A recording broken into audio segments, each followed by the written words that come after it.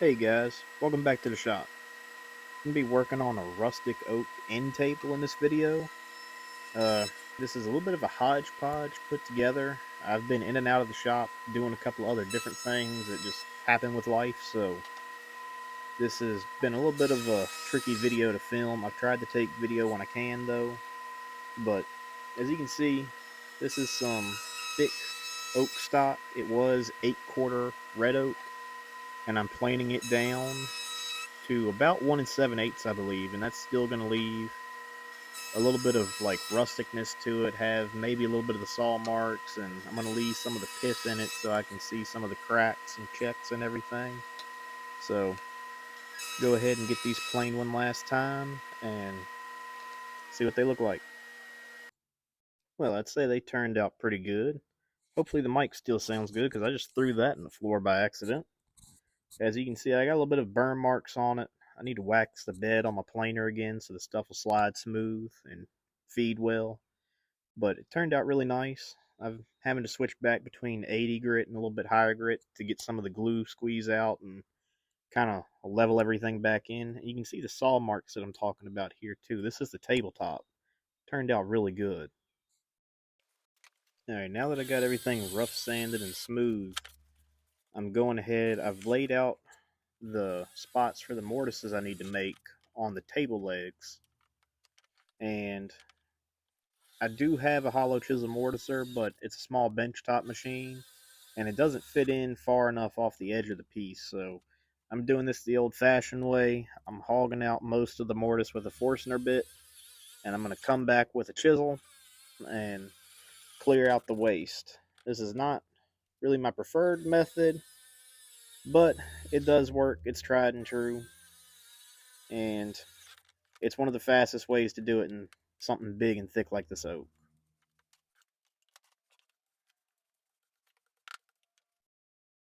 Alright, got all the waste hogged out with a Forstner bit, and I'm going back with a 1-inch chisel, and I'm using two different mallets. One of them's a little bit lighter, helps me get up to the line a little bit easier, and then the other one's for really wailing on it and hogging out some waste. And that goes wrong here in a minute. I actually snapped the handle off of my chisel, but it's kind of hard to see in the time lapse. It should happen right about now. So we'll go ahead and have a new video planned out before too long, making a chisel handle on the lathe. But this doesn't take that long. It is a lot longer than a mortising machine, but we'll go ahead and get this cleaned up, and I think the next clip will be when the table's all done.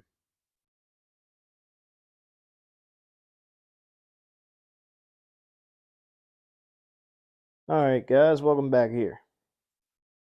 We just got done making this rustic oak coffee table here. It's got some really nice saw marks on the top. The boards were actually kind of cupped a little bit, and I flattened the bottom side and planed the top, and that left a little bit of the cup there for me to get those saw marks to stay in the top. And you'll probably notice that front stretcher down there has the same saw marks, so it really ties the whole piece in together. And this is a simple boiled linseed oil finish. I really like doing these because stuff like this, it doesn't get real heavy use. A good simple oil finish is all you need on it. And I believe this is about 20 inches tall. The top is 23 by 23. The sides here are 18 and a half inches wide.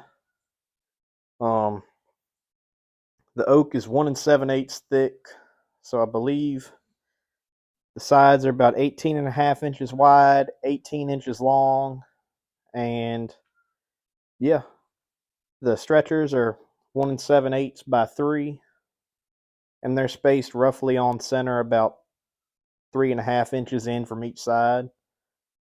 So, real nice, simple project.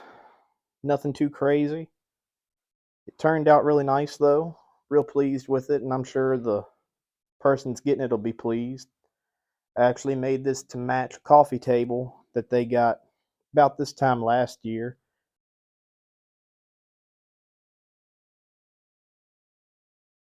So this is just a little bit of a final showing of it before it leaves the shop. And I know, Shop is dusty and dirty back there, but I did get this spot clean enough to put it down on the floor. But you know how it is. This is a working shop. You don't have time to clean everything all the time. And a clean shop is a shop that don't get used, and a dirty shop is one that gets used quite a bit. And this is a dirty shop.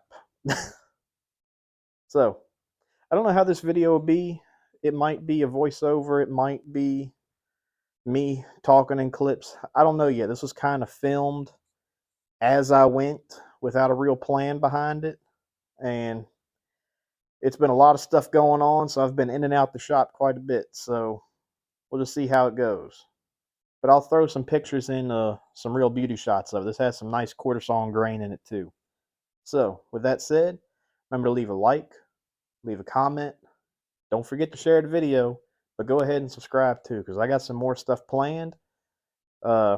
This video, if it goes up on Wednesday, is actually supposed to be Tuesday's video because I wasn't able to get one up because I was off doing other stuff. But tomorrow's video will actually be me making a handle for one of my bench chisels because I decided to break my 1-inch chisel in half today. I broke the handle off, cutting the mortises in that. Oak is some tough stuff, so that'll be coming up.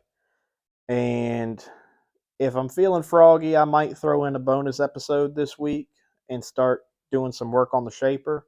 If not, that video will be up ready for Tuesday. So catch y'all next time. I've rambled enough. Thanks for watching.